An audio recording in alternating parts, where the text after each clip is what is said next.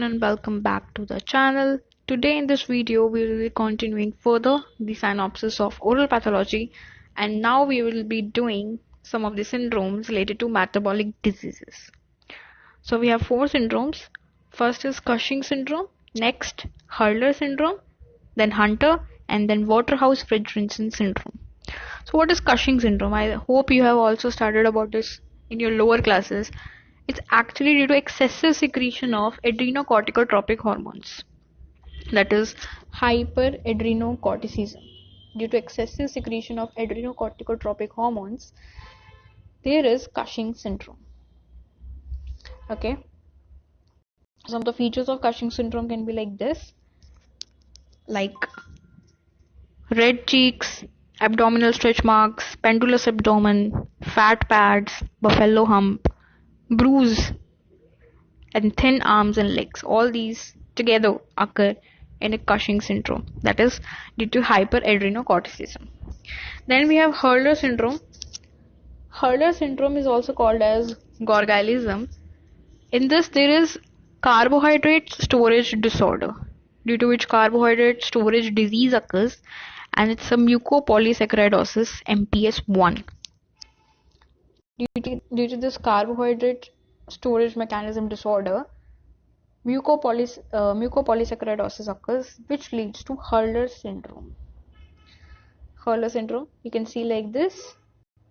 Hurler syndrome is also called as mucopolysaccharidosis type 1 MPS 1, autosomal recessive disorder caused by deficiency of lysosomal enzymes required for degradation of mucopolysaccharidosis.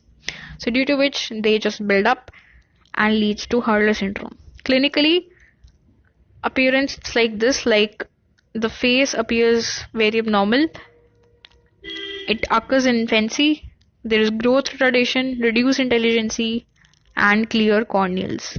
Macroglossia occurs, gingival hyperplasia occurs, corneal artery disease rarely lives for 10 years.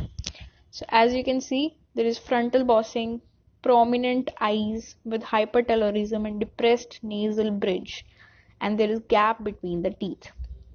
Along with this, there is hypertrophy of gingiva and thickened tongue.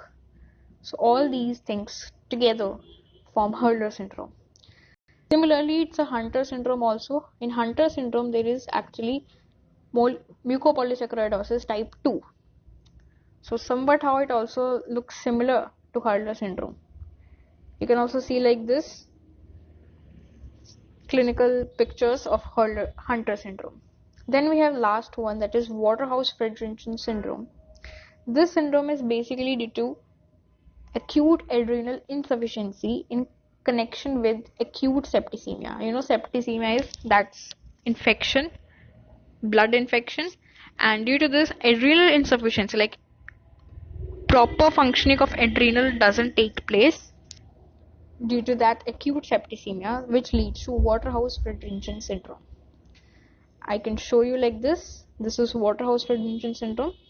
It's a group of syndromes resulting from failure of adrenal glands to function normally as a result of bleeding into the gland. So that makes it Waterhouse-Friderichsen syndrome. So by this, it's the end of the video. It's a short video and I hope you like it. If you really able to get the things, do subscribe to my channel. Thank you.